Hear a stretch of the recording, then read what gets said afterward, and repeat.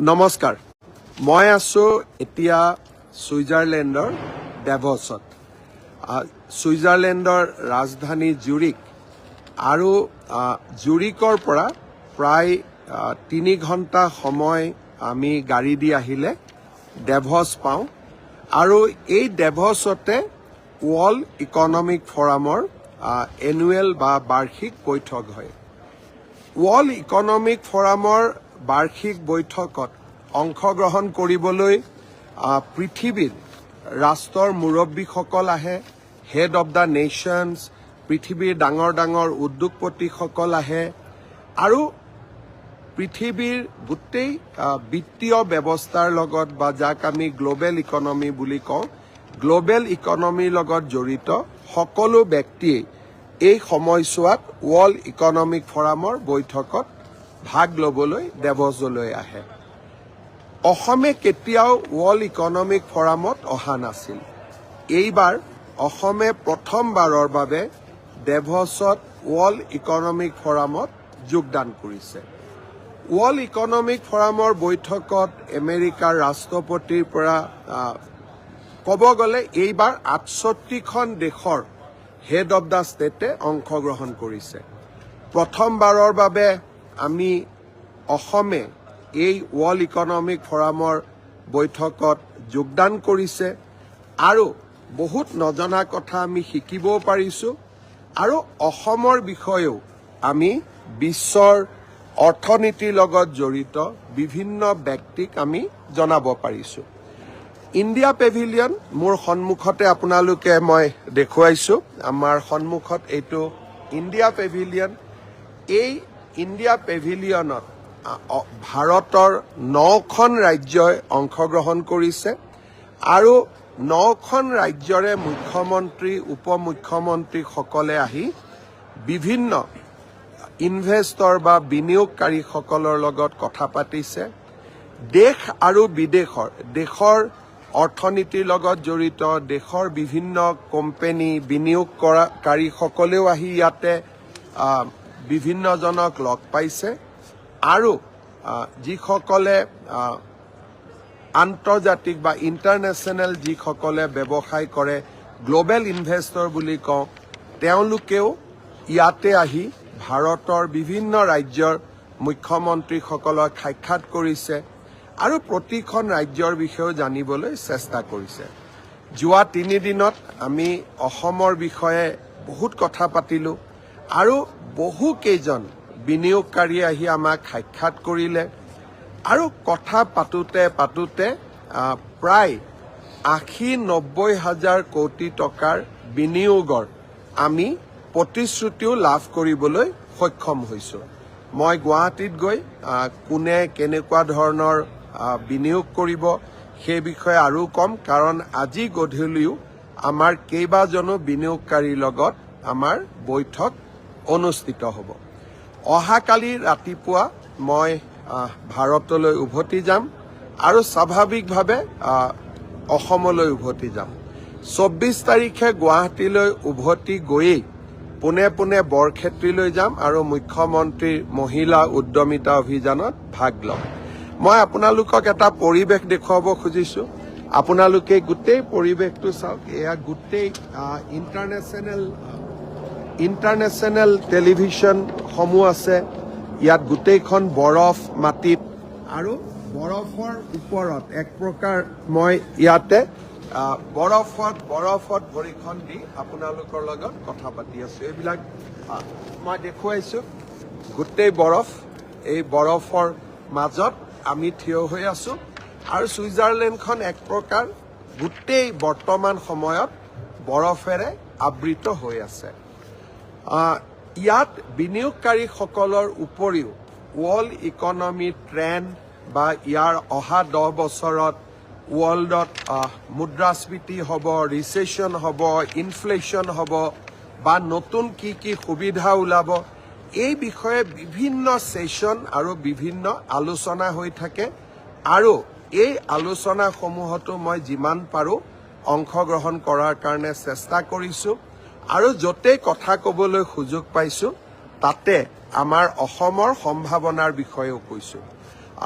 মই অত্যন্ত আনন্দিত যে প্ৰথমবাৰ আমি ইয়ালৈ আহিছিলোঁ অসমৰ বিষয়ে আমি বহুত কথা ডেভছত ক'ব পাৰিছোঁ আৰু প্ৰায় ৮০-৯০ হাজাৰ কোটি টকাৰ বিনিয়োগৰ আমি ইতিমধ্যে প্ৰতিশ্ৰুতিও লাভ কৰিবলৈ সক্ষম হৈছোঁ মই এতিয়া অকণমান অসমলৈ ঘূৰি যাম এইকেইটা দিন অসমত নাই বহুত কাম পিছ পৰি আছে তথাপিতো ইয়াৰ পৰাও আমি যিমান পাৰোঁ আমাৰ অসমত থকা কামবিলাক বা আমি কৰি থকা কামবিলাক আগবঢ়াই লৈ যাবৰ বাবে চেষ্টা কৰি আছোঁ ২৪ তাৰিখে মই উভতি গৈ পোনে পোনে বৰক্ষেত্ৰীলৈ যাম আৰু বৰক্ষেত্ৰীত আমি মুখ্যমন্ত্ৰী মহিলা উদ্যমিতা অভিযানৰ পুঁজি হিতাধিকাৰীসকলৰ মাজত বিতৰণ কৰিম ২৫ তাৰিখে ৰাতিপুৱা মই ডুমডুমালৈ যাম আৰু সমগ্ৰ ৰাজ্যতে এটি কলি দুটি পাত এই আঁচনিখন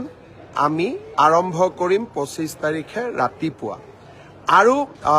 ডুমডুমাত আমি এই আঁচনিখন আৰম্ভ কৰিম অসমৰ চাহ বাগিচাৰ প্ৰতিগৰাকী শ্ৰমিক কেজুৱেল আৰু পাৰ্মানেণ্ট শ্ৰমিক সকলোৱে ৫,০০০ টকাকৈ চৰকাৰৰ পৰা লাভ কৰিব এই আঁচনিখন আমি আৰম্ভ কৰিম ২৬ তাৰিখে দ্বিতীয়বাৰৰ বাবে গণৰাজ্য দিৱসৰ পতাকা মই ডিব্ৰুগড়ত উত্তোলন কৰিম কাৰণ ডিব্ৰুগড়ক ইতিমধ্যে আমি অসমৰ দ্বিতীয় ৰাজধানী হিচাপে স্বীকৃতি প্ৰদান কৰিছোঁ অহা ৩০ তাৰিখে ডিব্ৰুগড়ত ভাৰতৰ গৃহমন্ত্ৰী অমিত শ্বাহ ডাঙৰীয়া আহিব আৰু অসম বিধানসভাৰ দ্বিতীয়টো চৌহদৰ গুৱাহাটীত প্ৰথমটো চৌহদ আছে আৰু দ্বিতীয়টো চৌহদৰ আধাৰশিলা তেখেতে ডিব্ৰুগড়ত স্থাপন কৰিব এতিয়া মই আহিব খুজিছোঁ আৰু এটা বিশেষ আঁচনিলৈ মুখ্যমন্ত্ৰীৰ মহিলা উদ্যমিতা আঁচনিৰ পিছত আমি আৰু এখন আঁচনি আৰম্ভ কৰিব খুজিছোঁ সেইখন হ'ল মুখ্যমন্ত্ৰীৰ আত্মনিৰ্ভৰ অসম আঁচনি এই আঁচনিখনৰ জৰিয়তে ৭৫,০০০ যুৱকক আমি ২ লাখ টকাকৈ আগবঢ়াম এই আঁচনিখন ৭ তাৰিখে আমি কামৰূপ মহানগৰ জিলাত আৰম্ভকাৰীৰ মাজত আমি প্ৰথম কিস্তিৰ ১ লাখ টকা বিতৰণ কৰিম তাৰ পিছত ১২খন আৰু সভা অনুষ্ঠিত হ'ব ডিব্ৰুগড় তিনিচুকীয়া চৰাইদেউ শিৱসাগৰৰ হিতাধিকাৰীসকলক লৈ আমি ডিব্ৰুগড়ত এখন সভা অনুষ্ঠিত কৰিম বিশ্বনাথ শোণিতপুৰ দৰঙৰ হিতাধিকাৰীসকলক লৈ আমি তেজপুৰত এখন সভা অনুষ্ঠিত কৰিম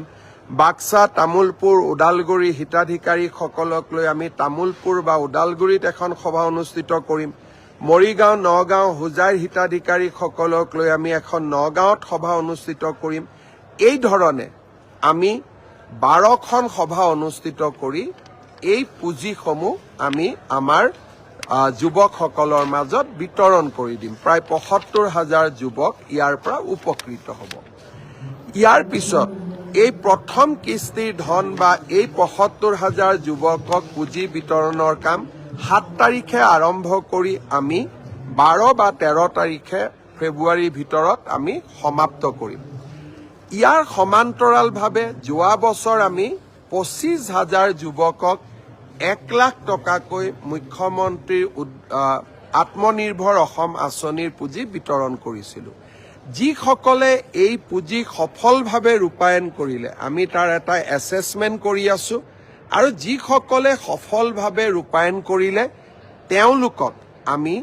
দ্বিতীয় কিস্তিৰ ধন আমি ২০ ফেব্ৰুৱাৰীৰ আগতে মুকলি কৰি দিবলৈ যত্ন কৰিম তাৰ এতিয়া এটা ছাৰ্ভে চলি আছে যোৱা ফেচবুক লাইভত মই নিযুক্তিৰ বিষয়ে কৈছিলোঁ যে আমি আৰু এটা পৰ্যায়ত আমি কিছু যুৱক যুৱতীক নিযুক্তি দিব লাগে ইয়াত মোক বহুতে সোধে কি ডিপাৰ্টমেণ্ট ইনভলভ আছে আমি 11 বা 12 ফেব্ৰুৱাৰী তাৰিখে ৭৫জন PW ডিপাৰ্টমেণ্টৰ জুনিয়ৰ ইঞ্জিনিয়াৰক নিযুক্তি দিম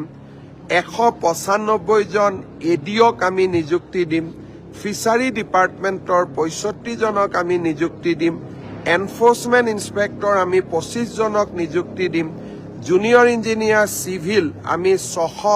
42 জনক নিযুক্তি দিম পিপি এডিশনেল পিপি এসিস্টেন্ট পিপি আমি 241 জনক নিযুক্তি দিম সেৰিকালচাৰ ডেমনষ্ট্ৰেটৰ 125 জনক নিযুক্তি দিম আৰু জুনিয়ৰ ইঞ্জিনিয়াৰ 160 জনক নিযুক্তি দিম এনেকে 2000 যুৱক যুৱতীক আমি 11 বা 12 ফেব্ৰুৱাৰী তাৰিখে চৰকাৰত আমি নিযুক্তি দিম 4500 LPME আৰু SRD অৰ্থাৎ স্পেচিয়েল ৰিক্ৰুটমেণ্ট ড্ৰাইভ অফ সৰ্বশিক্ষা অভিযানৰ শিক্ষকসকলৰ বাবে ইয়াৰো আমি ফাইনেল ভেৰিফিকেশ্যন কৰি আছো আমি চেষ্টা কৰি আছো যাতে ফেব্ৰুৱাৰীৰ ভিতৰতে আমি এই নিযুক্তিৰ প্ৰক্ৰিয়াও আমি সমাপ্ত কৰিব পাৰো 14 ফেব্ৰুৱাৰী তাৰিখে প্ৰধানমন্ত্ৰী নৰেন্দ্ৰ মোদী ডাঙৰীয়া গুৱাহাটীলৈ আকৌ এবাৰ অহাৰ সম্ভাৱনা আছে 14 ফেব্ৰুৱাৰী তাৰিখে তেখেত গুৱাহাটীলৈ আহিলে গুৱাহাটী উত্তৰ গুৱাহাটীৰ মাজত সংযোগী ব্ৰহ্মপুত্ৰৰ ওপৰৰ বিশাল দলংখন তেখেতে উদ্বোধন কৰিব ইণ্ডিয়ান ইনষ্টিটিউট অফ মেনেজমেণ্টৰ যিটো গুৱাহাটীত আমি আৰম্ভ কৰিম তাৰো প্ৰধানমন্ত্ৰী ডাঙৰীয়াই শুভাৰম্ভ কৰিব 100 ইলেক্ট্ৰিক বাছো তেখেতে অসমক দিব আৰু 14 ফেব্ৰুৱাৰী তাৰিখে আমি আৰু এটা বিশেষ চিন্তা কৰি তেখেতক নিমন্ত্ৰণ কৰিছো মৰাণত যি আমি এডভান্স লেণ্ডিং ফেচিলিটি বনাইছো অৰ্থাৎ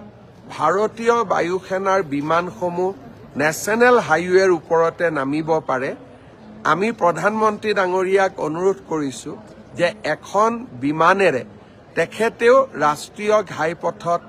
অৱতৰণ কৰিব পাৰিব নেকি এই চিন্তাও আমাৰ মনত আছে প্ৰধানমন্ত্ৰী ডাঙৰীয়াক আমি নিমন্ত্ৰণ জনাইছো মই আশা কৰো যে 14 ফেব্ৰুৱাৰী তাৰিখে অসমৰ ৰাইজে প্ৰধানমন্ত্ৰীৰ পৰা আৰু কেইবাটাও এনে ধৰণৰ উপহাৰ লাভ কৰিব ফেব্ৰুৱাৰী মাহত প্ৰধানমন্ত্ৰী ডাঙৰীয়া সম্ভাৱনা আছে দ্বিতীয়বাৰলৈ অসম ভ্ৰমণৰ বাবে অহাৰ তেখেত যদি দ্বিতীয়বাৰৰ কাৰণে অসম ভ্ৰমণলৈ আহে কোকৰাঝাৰ আৰু গেলেফু ভূটানৰ মাজত নতুন ৰেল লাইন এটাৰ তেখেতে আধাৰশিলা স্থাপন কৰিব বহুত ডাঙৰ প্ৰজেক্ট হ'ব ভূটানৰ লগত আমি ৰেলেৰে সংযোজিত হ'ম আৰু ৰেলৱে কোচ মেনুফেকচাৰিং ফেক্টৰী এটাও তেখেতে কোকৰাঝাৰত আধাৰশিলা কৰিব ঠিক তেনেধৰণে গুৱাহাটীৰ পৰা শিলচৰলৈ 22,000 কোটি টকা ব্যয়েৰে আমি যি এটা এক্সপ্ৰেছ হাইৱে বনাব খুজিছো তাৰো আধাৰশিলা স্থাপন কৰিবৰ বাবে মই প্ৰধানমন্ত্ৰী ডাঙৰীয়াক ফেব্ৰুৱাৰী মাহতে আকৌ এবাৰ নিমন্ত্ৰণ কৰিছো গতিকে ফেব্ৰুৱাৰী মাহৰ মই কেইবাটাও এজেণ্ডা আপোনালোকক ক'লো মুখ্যমন্ত্ৰীৰ আত্মনিৰ্ভৰ অসম অভিযান নিযুক্তি পত্ৰ বিতৰণ স্বাভাৱিকভাৱে প্ৰধানমন্ত্ৰী ডাঙৰীয়াৰ অসম ভ্ৰমণ ফেব্ৰুৱাৰী মাহটোতো আমি অসমে উন্নয়ন আৰু বিকাশৰ কৰ্মযজ্ঞৰ লগত জড়িত হৈ থাকিম আৰু এটা মই বিশেষ কথা আপোনালোকক ক'ব খুজিছো আমি সকলোৱে জানো যে ছবিলাল উপাধ্যায় এজন অসমৰ অগ্ৰণী স্বাধীনতা সংগ্ৰামী আছিল তেখেতৰ এটা প্ৰতিমূৰ্তি গুৱাহাটী মহানগৰীত স্থাপন কৰিম বুলি বিহালীৰ উপ নিৰ্বাচনৰ সময়ত মই ৰাইজক প্ৰতিশ্ৰুতি দিছিলোঁ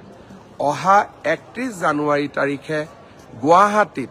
বিধানসভাৰ নিচেই কাষতে স্বাধীনতা সংগ্ৰামী ছবিলাল উপাধ্যায়ৰ আমি এটা প্ৰতিমূৰ্তি স্থাপন কৰিম কেইবাটাও বহুবিলাক ডেভেলপমেণ্ট বিকাশৰ কাম আছে মই যদিও ডেভছত আছো আমাৰ যাতে কোনো কাম পিছ পৰি নাযায় তাৰ বাবে ইয়াৰ পৰাই মই মন্ত্ৰীসকলৰ লগতো কথা পাতি আছো আৰু সমগ্ৰ বিকাশ যাতে কতো ৰখি নাযায় তাৰ বাবে আমি প্ৰচেষ্টা কৰি আছো যোৱাকালি বিশেষকৈ পৰহি দিনা কোকৰাঝাৰৰ ঘটনাক লৈ মই যথেষ্ট চিন্তিত আছিলো সেনা বাহিনীৰ আমি সহায় ললো CRPFৰ সহায় ললো আৰু যোৱাকালি আমাৰ কোকৰাঝাৰত অনুষ্ঠিত সৰ্বদলীয় আৰু সকলো সংগঠনৰ যিখন বৈঠক অনুষ্ঠিত হৈ গ'ল সকলোৰে প্ৰয়াস আৰু প্ৰচেষ্টাত এতিয়া কোকৰাঝাৰলৈও শান্তি উভতি আহিছে। আকৌ এবাৰ মই সমগ্ৰ কোকৰাঝাৰবাসী বা বড়োলেণ্ডবাসী ৰাইজক শান্তি শৃংখলা বজাই ৰাখিবলৈ বিনম্ৰভাৱে অনুৰোধ কৰিম। এটা কথা মই নকলে নহ'ব, ডেভোছতো অসমৰ বাগৰুম্বাৰ আলোচনা, যাকেই য'ত লগ পাইছো মোক সকলোৱে বাগৰুম্বাৰ বিষয়ে জানিব খুজিছে, সকলোৱে বাগৰুম্বাৰ আলোচনা কৰিছে আৰু সকলোৱে এটা কথা মুখে মুখে যে চীনত যি অলিম্পিকৰ উদ্বোধনী হৈছিল সেই আছিল অলিম্পিক উদ্বোধনীৰ আটাইতকৈ সুন্দৰ আৰু বিনন্দীয়া অনুষ্ঠান। সকলোৱে এতিয়া কৈ আছে যে বাগৰুম্বা অনুষ্ঠানে চীনৰ অলিম্পিক উদ্বোধনী অনুষ্ঠানকো পিছ পেলালে। আপোনালোকে জানি আচৰিত হ'ব, প্ৰধানমন্ত্ৰী ডাঙৰীয়াৰ টুইটাৰ, প্ৰধানমন্ত্ৰী ডাঙৰীয়াৰ ফেচবুক, প্ৰধানমন্ত্ৰী ডাঙৰীয়াৰ ইনষ্টাগ্ৰাম, প্ৰধানমন্ত্ৰী ডাঙৰীয়াৰ ইউটিউব, এই গোটেইকেইটা যদি আমি সংলগ্ন কৰি দিওঁ প্ৰায় 200 মিলিয়ন অৰ্থাৎ প্ৰায় 2 কোটি মানুহে বিশ্বজুৰি এই বাগৰুম্বা প্ৰধানমন্ত্ৰী ডাঙৰীয়াৰ ছ'চিয়েল নেটৱৰ্কৰ জৰিয়তে উপভোগ কৰিছে। আৰু ডেভছতো মই যাকেই লগ পাইছো সকলোৱে মোক বাগৰুম্বা নৃত্যৰ বিষয়ে কথা সুধিছে, বড়ো আৰু অসমৰ সংস্কৃতিৰ বিষয়ে আলোচনা কৰিছে। বিহু, ঝুমুৰ আৰু বাগৰুম্বাই অসমৰ সংস্কৃতিক বিশ্বৰ শিখৰলৈ লৈ গ'ল। ইয়াক আমি আৰু বেছি জনপ্ৰিয় কৰিব লাগিব। পৰ্যটন আৰু সাংস্কৃতিক দিশৰ পৰাও অসমক আমি এক নতুন শিখৰলৈ লৈ যাব লাগিব। পুনৰ এবাৰ ডেভছৰ পৰা আপোনালোকক আকৌ এবাৰ মই নমস্কাৰ কৰিছোঁ। আকৌ এবাৰ মই বৰফ দেখুৱাইছোঁ, ইমান বৰফ ইয়াতে। সাধাৰণতে ইমান ঠাণ্ডা কাপোৰ মই কেতিয়াও নিপিন্ধো, কিন্তু গোটেই বৰফৰ মাজত অহাকালি উভতি যাম। জননী জন্মভূমি স্বৰ্গাদপি গৰীয়সী। সকলোকে প্ৰণাম জনাই মোৰ অনুষ্ঠান ইমানতে সামৰিছোঁ। ধন্যবাদ। জয় হিন্দ, বন্দে মাতৰম, জয় আই অসম।